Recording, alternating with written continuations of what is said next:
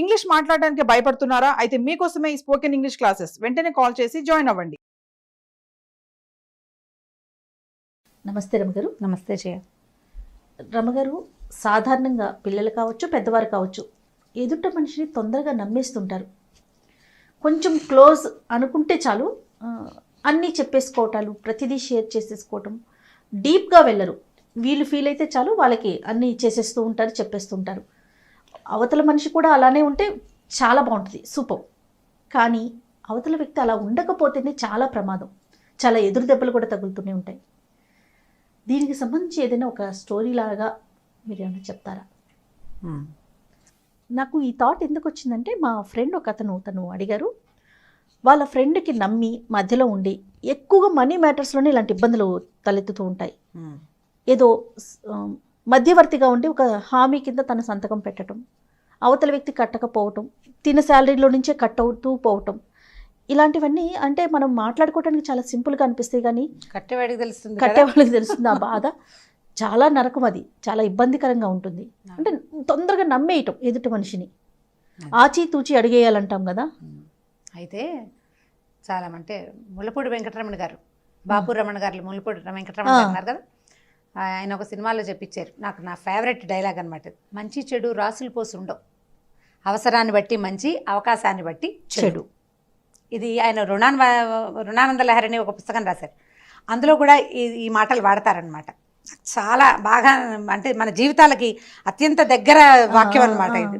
మనం బాగా నమ్ముతాం, నీకు నాతో అవసరం ఉన్నన్నాళ్ళు నువ్వు నాతో బాగానే ఉంటావు, ఎవడైనా సరే. ఎప్పుడైతే నీకు నాతో అవసరం లేదు, నన్ను నా నెత్తికే అవకాశం నీకు వచ్చిందంటే ఇమీడియట్గా అడ్వాంటేజ్ తీసేసుకుంటాను. అందులో కలియుగంలో ఉన్నాం. అసలు ఈ యుగపు లక్షణమే నమ్మించి మోసం చేయటమే కలియుగపు లక్షణం. నమ్మకుండా ఉండటమే సరైన పద్ధతి. మనసిచ్చి ఉండాలి ఎవరితోటైనా, కానీ నమ్మి ఉండకూడదు. నమ్మడం వేరు, మనసు ఇవ్వటం వేరు. చక్కగా చేయటం, కానీ ఒక చుక్క లోపల బుద్ధిలో మనం ఉంచుకోవాలన్నమాట. ఈ మ్యాటర్లో వీటిని నమ్మచ్చా నమ్మకూడదా అనే పాయింట్ మనకి ఎప్పుడూ బుద్ధిలో ఉండాలి. ఎందుకంటే ఈ కాలం అలాంటిది జయ. ఇప్పుడు మీరు ఇలాంటిది లేకపోతే మీరు చూడండి, 3 కోట్లకి చిట్టీలకి కుచ్చుటోపి పెట్టి భార్యాభర్త పరారయ్యారు. నిన్న మొన్న పేపర్లో చూసాం. ఒక 50 లక్షలకి కుచ్చుటోపి పెట్టి పరారయ్యారు. వీడు 15 ఏళ్ల నుంచి ఉన్న చిట్టి కంపెనీలు కూడా ఇవాళ బోర్డు తిప్పేస్తాయి. 50 ఏళ్ళు ఇవన్నీ నమ్మకం మీదే కదా. హత్యోదంతాలు అవి అయితే ఏవో పగలు ప్రతీకారాలు తాత్కాలిక క్షణికోద్రేకంలో చేస్తారు జయ. ఇలా నమ్మించటము అంటే, మోసం చేయటం అంటే నమ్మించాలి ముందు కదా. నమ్మించాలంటే కొంతకాలం పాటు మనతో వాళ్ళు బాగా ఉండాలి, అవకాశం కోసం చూడాలి, అవకాశం వచ్చినప్పుడు మోసం చేయాలి. అంటే ఇది ఈ పాయింట్ ఇవాళ మోసం చేయాలి అనేది వీళ్ళు ముందెప్పుడో నిర్ధారించుకుని ఉంచుకున్న విషయమే కదా. వీళ్ళందరి నెత్తి మీద చెంగేసి పారిపోవటమే వాడి ఉద్దేశం, కాబట్టి నిన్ను నమ్మిస్తాడు. ఇలాంటిది ఆషాఢభూతి కథ అవన్నీ చెప్పాం మనం. అవును, ఇలాంటి కథలు జరుగుతూనే ఉంటాయి. అయితే ఇప్పుడు ఇవాళ రేపు నమ్మకాలు ఎలా ఉన్నాయంటే, ఏదో ఒక వ్యక్తి నమ్ముతాం, ఒక పూజ చేయటం, ఒక పూజ, నీకు జాతకం బాగుండలేదు చూపించుకున్నావు, ఫలానా జాతకం నీ టైం బాగుండలేదు, మీరు ఆ పూజ చేయండి, పూజ చేస్తే బంపర్ ఆఫర్, నువ్వు తిరిగిపోతుంది నీ దశ అని చెప్తారు. వాళ్ళు బాగా కనపడుతున్నారు ఇవాళ రేపు. పూజలతోటి ఎలా దశలు తిరిగిపోతాయి చేయ నాకు అసలు అర్థం కాదు. ఇప్పుడు ఒక పెద్ద కొండరాయింది ఒక చోట, మనం చాలా ప్రయత్నం చేస్తే అతి కష్టం మీద దాన్ని ఒక 2-3 ముక్కలు తరిగి, అంటే కట్ చేసి లేదా 4 దెబ్బలు కొట్టి దాని సైజుని కొంచెం తగ్గిస్తాం అంతే. కొండని మాయం చేసేయటం మనుషుల వల్ల అవుతుందా? నువ్వేం చేస్తావు, ఓ ఉలి సుత్తి పట్టుకుని, ఓ పలుగో పారో పట్టుకుని మీ ఇంటిలి పాది దాని మీద పడి 4 పక్కల నుంచి ఉంటే తలా ఒక చిన్న ముక్క తీసి పొడి చేసి రుద్ది లాగి చేస్తే అది అంత కొండ అవ్వచ్చు. సైజు తగ్గించగలుగుతాను, అంతేగాని ఇది పోతుందా? పొరపాటును కూడా పోదు. అవునండి, మన కర్మానుభవాలు కూడా అలాంటివే. పూజలతోటి వాటితోటి ఏం పోవు. ఒకవేళ కనుక మనం పూజ చేసాం, వాడిని నమ్మాం, జ్యోతిష్కుడిని ఎవరినో ఇప్పుడు జ్యోతిష్యాన్ని అంటే, ఇప్పుడు జ్యోతిష్యాన్ని తప్పటట్లా మీరు అపార్థం చేసుకోకండి, నేను తర్వాత చెప్తా ఆ పాయింట్. ఒక వ్యక్తిని నమ్మాం, వాడి పూజ చేయండి మీకు బంపర్ ఆఫర్ వస్తుంది, బ్రహ్మాండంగా కలిసి వస్తుంది చెప్పాడు. రాలేదనుకోండి, ఏంటండి గురుగారు మీరు చెప్పిన పూజ చేసాం, మాకేం తేడా రాలేదు అని మనం ప్రశ్నించాం అంటే అందరూ ప్రశ్నించరు. మందే ఏదో పూజలో తప్పు ఉందిలేని, మనమే సరిగ్గా చేయలేదని దిగుబడి ఊరుకుంటారు. ఒకళ్ళు ఉంటారు గట్టిగా ప్రశ్నించేవాళ్ళు, ఏమిటి మీ సంగతి, మీరు చేయమన్నారు చేసాం, ఎందుకు రాలేదంటే, మీరు ఆ రోజు ఏం డ్రెస్ వేసుకున్నారు అంటే ఆకుపచ్చ చీర కట్టుకున్నానంటే, ఆకుపచ్చ, అయ్యో పసుపచ్చ కట్టుకుంటే బాగుండేదమ్మా, ఆకుపచ్చే మిమ్మల్ని ఆపిందని చెప్తాడు వాడు. నమ్మించటమే కదా జయ, అంతే కదా. ఇప్పుడు నువ్వు గుడ్డిగా నమ్మావు కాబట్టి ఇది. ఇప్పుడు మీ పూజ చేసుకోండమ్మా, కష్టం పూర్తిగా తీరదు, మీకు కొంచెం బాధ తగ్గుతుంది అంటే నమ్ముతాం, బాగుంటుంది. కానీ మనకు నచ్చదు అది. మనకి ఈ కష్టం పోతుంది, మీ అమ్మాయి డాక్టర్ అయిపోతుంది, లేకపోతే మీ అబ్బాయి అమెరికా వెళ్ళిపోతాడు, ఇక్కడి నుంచి ఒక దూకులు అక్కడికి వెళ్తాడంటే మనకు నమ్మకంగా ఉంటుంది. అంతేగాని మీ అబ్బాయికి ఇంకో 4 మార్కులు పెరుగుతాయి, ఈ పూజ చేసుకోండి అంటే మనకు నచ్చదు. ఎవరు మనకి బ్రహ్మాండమైంది చూపిస్తారో అది కావాలని కోరుకుంటారు మనుషులు. మానవ నైజాలు కదా జయ ఇవన్నీ. అవును, మానవ నైజం కదా. మనకి ఎవరి దగ్గర లేని ఒక బ్రహ్మాండమైన విజయాన్ని మనం పొందుతాము అంటే దానికోసం పరిగెడతాం. నువ్వు సాధ్యాలు ఆలోచించాం. 5,000 కట్టు, నీకు 5 లక్షలు సంవత్సరం తిరిగేసరికి వస్తుందంటే 5,000 నుంచి 10,000 వస్తుంది, పోనీ 15,000 వస్తుంది, 5 లక్షలు ఎలా వస్తుంది అని ఆలోచిస్తాం. ఆ థాట్ రాదు. ఆలోచించాం. బ్యాంకులో పెడితే ఒక అమౌంట్ని 10,000 పెట్టామనుకోండి, డబల్ అవుతుంది 4 ఏళ్ళకి, 4 సంవత్సరాలకి బ్యాంకులో డబల్ అవుతుంది. ఇప్పుడు అవుతుందో లేదో నాకు తెలీదు, పాత సంగతి చెప్తున్నాను నేను. లేటెస్ట్ లేవని నాకు చెప్పకండి, నాకు తెలీదు, అలా అనుకుంటున్నాను నేను. ఇదివరకు అయితే అయ్యేది. మా తాతగారు నాకు 3 ఏళ్ళప్పుడు వేసిన 4,000 నా పెళ్లినాటికి 1,00,000 పైన ఎంతో అయింది జయ, 20 ఏళ్ళకి. అది డబల్ అయ్యి 1,00,000 దగ్గరగా వచ్చింది. ఇప్పుడు గవర్నమెంట్ సెక్టార్లే సర్టెన్ టైం తీసుకొని అమౌంట్ ని తీసి, ఇప్పుడు అలాంటిది నువ్వు ఒక 10,000 కట్టు, పోనీ 5 లక్షలు కాదు 1,00,000 ఇస్తానన్నా నువ్వు నమ్మకూడదు కదా. నువ్వు 10,000 కట్టు, నీకు 20,000 ఇస్తాను అంటే కొంచెం పర్వాలేదు. నీకు 20,000 నచ్చదే, నీ 10,000 నీకు 1,00,000 కావాలని ఉంటుంది. అమ్మ మనం ఒక చెంబు తీసుకెళ్తాము నువ్వు దగ్గరికి వెళ్ళావు, లేదా చెరువు దగ్గరికి వెళ్ళావు, నువ్వు చెరువులో చెంబు ముంచావు, చెంబుడు వస్తాయా నీళ్ళు, బిందెలు వస్తాయమ్మా? రావు. ఈ బిందె మీద ఆసక్తి ఉన్నప్పుడు మనకి చెంబు చిన్నదిగా కనిపిస్తుంది, కానీ మన చేతిలో ఉన్న వస్తువు ఇదే అనే జ్ఞానం మనుషులకి ఉండదు. ఉండాలంటే ఎలా ఉంటుంది జయ? మన పక్కన ఎవడో ఉన్నాడు, వాడు సడన్గా ఏదో బాగా సంపాదించేసుకుని బ్రహ్మాండంగా ఉంటాడు, మనమేమో ఇక్కడే ఉన్నామనిపిస్తుంది. వాడిలాగా అవ్వాలంటే ఏం చేయాలి? వాడేం చేశాడో అదే మనం కూడా చేయము, కొంచెం షార్ట్ కట్స్ వెతుకుతాం. ఈ షార్ట్ కట్స్, సడన్గా అద్భుతమైన జీవితం కావాలన్న కోరికలు, వాటి వల్ల మనం మోసపోతూ ఉంటాం జయ. అవతల వాడు మనని మోసం చేస్తాడు. ఇప్పుడు మీరు చెప్పినట్టు ఫ్రెండ్స్కి వాళ్ళకి వీళ్ళకి మధ్యవర్తిత్వానికి సంతకాలు పెడతాం. ఆ సంతకాలు పెట్టిన ఒక ఆవిడ పాపం నాతో మాట్లాడారు. ఆవిడ పేరు వివరాలు అవి నాకు జ్ఞాపకం కూడా లేవు, కానీ ఓ ఫ్రెండ్ కోసం చేశాను, అమ్మాయి వాళ్ళు నాతో సరిగ్గా బిహేవ్ చేయట్లేదు, ఏం చేయాలమ్మా అని నాకు జాలేసింది. ఏమన్నాలో ఏం చెప్పాలో తెలియలా. నమ్మద్దు అని చెప్పకూడదు. మనం నమ్మకుండా ఎలా ఉంటాం? నమ్మకపోతే జీవితం ఉందా అసలు? అన్నిటినీ నమ్మాల్సిందే కదా, కానీ గుడ్డిగా నమ్మద్దు. ఏ ఎక్స్టెంట్ వరకు నమ్మాలి, ఏ ఎక్స్టెంట్ వరకు నమ్మకూడదు, అది తెలిసి ఉండాలి మనకి.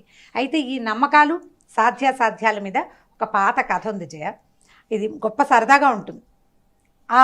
ఆ కథని మనం ఇప్పటికీ చాలా సందర్భాల్లో ఆ వర్డ్స్ని వాడుకుంటూ ఉంటాం. మీకు తెలిసి ఉంటుంది అనుకుంటున్నాను నేను, కొంతమందికి ఖచ్చితంగా తెలిసి ఉంటుంది. ఒక పాత రాజుగారి కథ ఇది. ఓ రాజుగారికి ఆయనకి ఏదో కొత్తగా చేయాలని కోరిక, అందరికంటే డిఫరెంట్గా ఉండాలి, ఏదో చాలా అద్భుతంగా చేసేసేయాలి. మనం కూడా చూడండి, ఏదో ఫంక్షన్లకి వాటికి వీటికి పిల్లలకి బట్టలు కుట్టిస్తే ఈ మామూలుగా అందరూ వేసుకునే లంగా జాకెట్ కాకుండా ఏంటో విపరీతంగా చేయాలనుకుంటాం. ఏవో బట్టలు ఏదైనా కొనడానికి వెళ్తే ఇది ఆల్రెడీ ఉంది, ఈ చొక్కు ఉంది, ఈ పువ్వు ఉంది, ఈ పువ్వు ఉన్న డ్రెస్సు ఇది వరకు వేసుకున్నాము అని కొత్తగా కొనుక్కోవాలనుకుంటాం. అంటే ఒకసారి వేసుకున్నది వేసుకోకూడదు, వాళ్ళు ఎవరో చేసింది మనం చేయకూడదని విపరీతాలు చేస్తాం. మనం జీవితంలో చేయగల మాటలు అందరూ అన్నం తింటున్నారని మానేసి మనం ఇంకోటి ఏదైనా ఎలా తినేస్తాము? అలాగే కదా ఈ రాజుగారికి కూడా అలా ఏదో విపరీతంగా చేయాలి. ఆయన అలా విపరీత పనులు కొన్ని చేస్తూ ఉండేవారు. ఈ విపరీత పనుల వ్యవహారం ఈయన సంగతి బాగా కనిపెట్టిన ఒక పద్మశాలి కుటుంబం ఈయన దగ్గరకు వచ్చి వాళ్ళు కొన్ని ప్రదర్శించారు. అగ్గిపెట్టెలో పట్టే వస్త్రం ఒకటి చూపించారు. ఇలాంటి బ్రహ్మాండమైన వస్త్రాలు నేయటం వచ్చు మహారాజా మాకు, మీలాంటి రాజాధిరాజుకి ప్రదర్శించటమే మా తాలూకు ఇది, మేము మా ఎప్పటి నుంచో అనుకుంటున్నాం అని అడిగేసరికి చెప్పారనమాట, చూపించారు వస్తువులు. ఈ అగ్గిపెట్టెలో పెట్టిన వస్త్రాన్ని చూసి ఆయన చాలా ఆనందించాడు. అబ్బా, ఎవరి దగ్గర ఉండదంటే ఎవరి దగ్గర లేకపోవటం కాదు ప్రభు, మగధ రాజ్యంలో ఉంది, కళింగ రాజ్యంలో ఉంది, వాళ్ళందరూ ఆ రాజుగారులు అందరికీ ఇచ్చామని చెప్పారు. చెప్పేసరికల్లా ఈయనకి ఏమనిపి, వాళ్ళందరి దగ్గర ఉన్నది మన దగ్గర ఉంటే ఎట్లా? వాళ్ళెవ్వరికి ఇవ్వండి, ఏదైనా ఒక అద్భుతమైన విషయం మీ దగ్గర ఉంటే అది నాకు చూపించండి అన్నాడు. వీళ్ళు ఏవో చూపించారు, అవి ఆయనకి చాలలేదు, నచ్చలే ఆయనకి, ఇంకా ఏదో కావాలి, ఏదో కొత్తది. మనం ఏంటంటే ఉన్నది ఏది నచ్చకుండా కొత్తది కావాలనిపిస్తుంటుంది కదా, అదే ₹1 నుంచి మనకు 1,00,000 కావాలనిపించేలాగా. ఇలా కాదు, ఇంకా ఏదైనా మీకు బోలెడని వనరులు నేను కల్పిస్తాను, మీకు ఏవి కావాలంటే మీరు రాజస్థానంలోనే ఉండండి, మీకు ఒక భవనం కేటాయిస్తాను, నాకు అత్యద్భుతమైన వస్త్రాలు నేసి ఇవ్వండి అని చెప్పాడు. సరే వీళ్ళు ఆలోచించుకున్నారు, ఈ రాజు బాగా దొరికాడు మనకు అనుకుని, అలాగే ప్రభు మేము నేస్తామన్నారు. సరే వీళ్ళకు భవనం కేటాయించారు. ఏదో పనులు జరుగుతుండేవి. వాళ్ళు భార్య భర్త, 3-4 మగపిల్లలు, ఒక 5-6 పనివాళ్ళు, వాళ్ళంతమంది. అంటే మరి నేత పని అంటే ఒకళ్ళిద్దరితో అవ్వదు కదా, ఈ దారాలు తీయాలి, రంగులు వేసేవాళ్ళు కొంతమంది, తర్వాత ఏమో వీటన్నింటి కండెలు చుట్టేవాళ్ళు, రాట్నమ్మ తిప్పేవాళ్ళు, ఈ చీరని చక్కగా అంటే వస్తువుని సెట్ చేసేవాళ్ళు, డిజైన్ సెట్ చేయగలిగేవాళ్ళు. ఒకసారి కనుక ఈ రాట్నం అంటే బట్టలు నేసే చోటకి వెళ్ళి చూస్తే మనకు తెలుస్తుంది ఎంతమందికి పని ఉంటుందో. ఈ పనుల వ్యవహారానికి బోల్డ్ మంది మనుషులు కావాలి. మరి రాజస్థానంలో రాజుగారి దగ్గర ఉన్నారు కాబట్టి వీళ్ళకు కొంత రాజభోగం, మరీ రాజంత భోగం కాకపోయినా రాజు తరహా భోగం కూడా జరిపారు. సరే కొన్నాళ్ళు ఏదో పని జరిగింది. ఓ రోజు మంత్రి గారు వచ్చి చూశాడు, వీళ్ళు ఏం పని చేయట్లేదు, కులాసాగా కాలక్షేపం చేస్తున్నారు, రాట్నాలు గిట్నాలు నడుస్తున్నాయి, కానీ మామూలు బట్టలు ఏమున్నాయి, అక్కడ విపరీత వస్త్రాలు అయితే కనపడలేదు. ఆయన బయలుదేరి రాజు దగ్గరికి వచ్చాడు. అక్కడ ఏం పెద్ద విశేషంగా లేదండి, ఏం చేయట్లేదు వాళ్ళు, మీకు ఏదో చెప్పారు, వాళ్ళకి వృధాగా ఇంత రాజభోగం నడిపిస్తున్నాం మనం, వేస్టు అని చెప్పేసరికల్లా ఈయన ఏం చేశాడు, హుటాహుటిని వచ్చాడు. ఏమిటి ఇక్కడ ఏం జరుగుతుందో చూద్దాం. ఈయన వచ్చేసరికల్లా వీళ్ళంతా చేతులాడిస్తూ ఏమిటో పనులు చేస్తున్నారు. ఈయన వచ్చాడు. వచ్చేసరికి ఏమిటయ్యా మా మంత్రి ఇలా అంటున్నాడంటే, అయ్యో మీ మంత్రి గారు భలేవాడండి ప్రభు, మేము ఈ చేసే వస్త్రాలు ఎలాంటివంటే కేవలము ధర్మాత్ములకి మాత్రమే కనపడతాయి ఇవి. ఆయన పరమ దుర్మార్గుడు కాబట్టి అందుకే ఆయనకి కనిపించలా.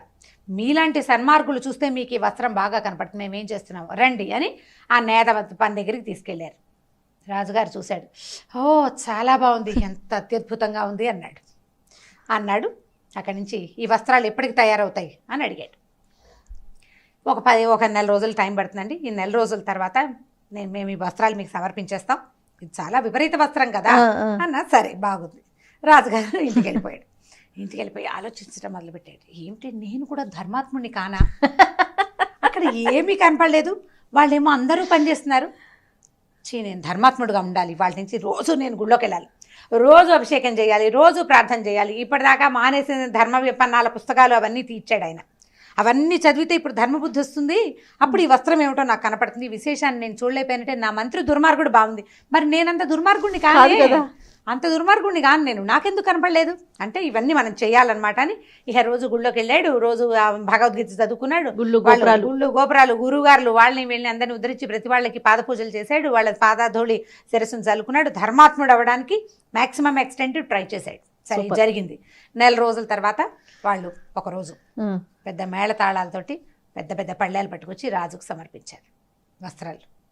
ఈ వస్త్రాలు మీకోసమే వేశాం ప్రభు అని చెప్పి అంత రాజుగారు ఇచ్చిన బహుమతులన్నీ పుచ్చుకుని మేము వెళ్ళొస్తాం ప్రభు, ఇంత అత్యద్భుతమైన వస్త్రాన్ని ఇంత బాగా నేయించిన మీకు మాకు కృతజ్ఞతలని చాలా ఓట్ ఆఫ్ థ్యాంక్స్ అవన్నీ బాగా సమర్పించి మొత్తం కుటుంబం అంతా తట్టబుట్ట సర్దుకుని వెళ్ళిపోయారు. సూపర్. ఇవి ఎప్పుడు పడితే అప్పుడు వేసుకోకూడదు మహారాజా, ఒక మంచి ముహూర్తం చూసుకుని వేసుకోండి ఈ బట్టలు, ఈ దుస్తులు ధరించండి, మీరు రాణిగారు అందరూ ధరించాలని చెప్పారు. సరే ఈ కథ నడిచింది. ఒక తర్వాత రాజుగారు ఏం చేశారు, తన నక్షత్రానికి సరిపడా ముహూర్తం పెట్టించుకున్నారు. ముహూర్తం పెట్టించుకుని ఊళ్ళో అందరికీ చాటింపేశారు, రాజుగారు అత్యద్భుత వస్త్రాలు ధరిస్తున్నారు, ఊరేగింపుగా ఊళ్ళో తిరుగుతారు, మీరందరూ వచ్చి చూడండి. సరే వస్త్రాలు పళ్ళేలు ఉన్నాయి కదా, పళ్ళేలు అందరూ చూస్తున్నారు. ఈ లోపల రాజుగారు ధర్మాత్మలకే ఈ వస్త్రాలు కనపడతాయి అని చాటింపేశాడు. దాసీలు వీళ్ళంతా పట్టుకుంటున్నారు, పళ్ళేలు తీసుకెళ్తున్నారు. ఏ ధర్మాత్ముడికి ఈ వస్త్రం కనిపించట్లేదు, మన అందరం ధర్మాత్ములమే, మనకి ఎందుకు కనపట్టలేదో వాళ్ళకి అర్థం కావట్లేదు, అంటే మనలోనే లోపం ఉంది అని ఎవరికి వారు అనుకుంటున్నారు. ఎవరికి వారు అంటే మనం సరిగా నేను మా తోడుకోడని కొట్టాను, మా అత్తగారి మీద కొండేలు చెప్పాను, అందుకే నాకు ధర్మబుద్ధి లేదు కాబట్టి ఇది కనపట్లేదు. ఒక దాసి రాణిగారు ఇదేమిటి నాకు అనిపించట్లేదు, అవునులే నా సవిత్తోటి నాకు కుదరలేదు, ఒకసారి ఆయన వాళ్ళిద్దరూ కలిసి ఉండగా వీళ్ళిద్దరికి పొట్లాట పెట్టాను, అందుకే నాకు ధర్మబుద్ధి లేదని రాణిగారు ఎవరి జస్టిఫికేషన్లు వాళ్ళు చెప్పుకున్నారు. సరే వస్త్రాలు రాజుగారి అంతఃపురానికి చేరినాయి. ముహూర్తం వచ్చింది. రాజుగారు చక్కగా ఇన్నర్స్ ధరించి తర్వాత వస్త్రం వేసుకున్నారు, ధరించారు, వేసుకుని ఊరేగింపుకు బయలుదేరారు. బయలుదేరాక ఏనుగు ఎక్కారు అందరూ.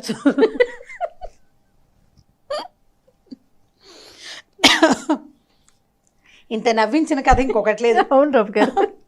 సరే మొత్తం ఊరేగింపంతా ప్రజలందరూ చూస్తున్నారు. ఇన్నర్స్ వీళ్ళ అక్కడ ఏమీ లేదు. వస్త్రాలు ఏం కనిపించట్లేదు. అంటే ప్రతివాడికి మనం ధర్మాత్మలం కామేమోనన్న బితుకుంది లోపల. ఎవడికి వాడికి తెలుసు. ప్రతివాడు ప్రతి గురువింద గింజకి తాను అడుగును నలుపు ఉందనే సంగతి దానికి తెలుసు. అది చెప్పదు, ఎరుపే కనపడుతుంది, నలుపు కనిపించదు కదా. వ్యక్తులు కూడా ఏమనుకుంటారంటే మనది మనం దాచుకుంటాం, మన చెడ్డతనం మనం ప్రదర్శించకపోయినప్పటికీ మనలో మనకి తెలుసు కదా. మనకి తెలుస్తుంది. ఇప్పుడు నువ్వు ఎవరు చూడకుండా అన్నం తిన్నావు, నువ్వేం తిన్నావో నీకు తెలీదు, నీకు తెలుసు కదా.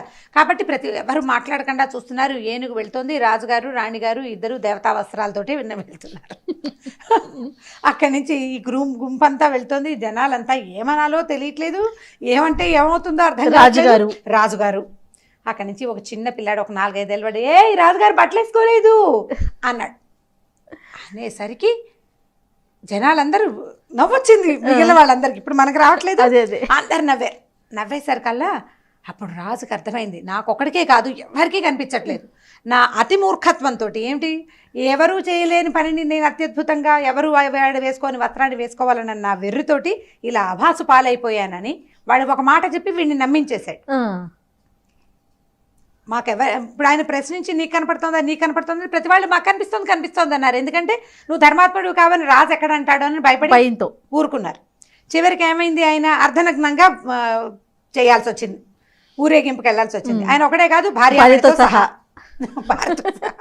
అర్ధనగ్నంగానే ఇలా ప్రచారానికి అంటే ఊరేగింపుకి వెళ్ళవలసి వచ్చింది. సరే రాజుగారు ఇంటికి వచ్చేసాడు. అందరూ జనాలంతా సిగ్గుపడ్డారు, బాధపడ్డారు. కొన్నాళ్ళ పాటు రాజుగారు బయటికి రాలేదు.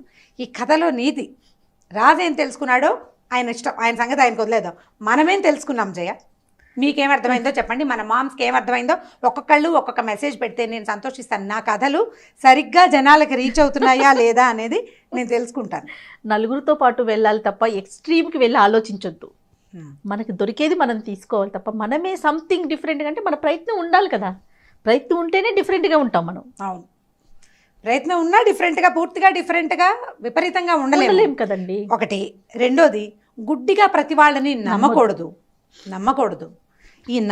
నువ్వు నమ్మితేనే నిన్ను మోసం చేయగలుగుతారు ఎవరైనా. వాడెవడో మోసం చేశాడు అంటే వాడిది తప్పు కాదు, నమ్మిన వాడిది తప్పు. నువ్వు నమ్మకూడదు. ఎంత మటుకు నమ్మాలి, నీ నమ్మకం గుడ్డిగా ఉండకూడదు. అక్కడ దాకా ఎందుకు జయ, బోల్డ్ అనేది ఉన్నాయి ఈ చిట్టీలు. తర్వాత ఏమో మనీ డెవలప్మెంట్ అంటే నువ్వు ఒక ముగ్గురిని చేర్పించు, ఇంకో ముగ్గురిని చేర్పిస్తారు, లింక్డ్ బిజినెస్ లో ఏదో అంటారు కదా రమ్మగారు. ఇవన్నీ అంటే జాగ్రత్తగా నడిచిన నాళ్ళు బాగానే ఉంటుంది. ఎక్కడో ఒక లింక్ బ్రేక్ అవుతుంది, పోతుంది. ఇద్దరు ఫ్రెండ్స్ ఉంటే ఒకడు అప్పు తీసుకుంటాడు, రెండో వాడు సాక్షి సంతకం పెడతాడు. అప్పు తీసుకున్న వాడు లేచకపోతే ఈ సాక్షి సంతకం పెట్టిన వాడు దొరికిపోతూ ఉంటాడు. కొంచెం అలాంటివి చేసేటప్పుడు కాస్త జాగ్రత్తగా ఉండటమే మంచిది కదా. ఎప్పుడు పాత మాట, కీడెంచి మేలెంచాలి.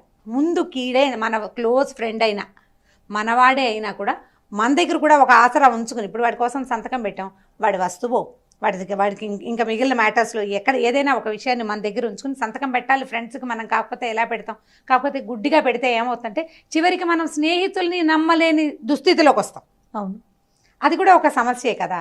కాబట్టి కొంచెం జాగ్రత్తగా ఉండాలి. ఈ కథలు చెప్పేది ఎందుకంటే పిల్లలు గుడికి దేవతావసరాల కథ సరదాగా చెప్పచ్చు, దాని నుంచి మనం కూడా కొంచెం తెలుసుకోవాలి కదా. అతిగా చేసేయాలన్న ఆత్రము, ఏదో విపరీతంగా చేసేసుకోవాలని ఆత్రము చేయకూడదు, అతిగా నమ్మకూడదు. ఈ 2 విషయాల కోసము మనం పిల్లలకి ఇలాంటి కథలు చెప్పుకోవచ్చు. ఈ కథ బాగా సరదాగా ఉంటుంది, ఇంట్రెస్టింగ్గా కూడా ఉంటుంది. నేను నా తరహాలో నేరేట్ చేశాను, మీరు మీ తరహాలో నేరేట్ చేయండి. Right. Thank you so much రమ్మ గారు. ఓకే చేయండి.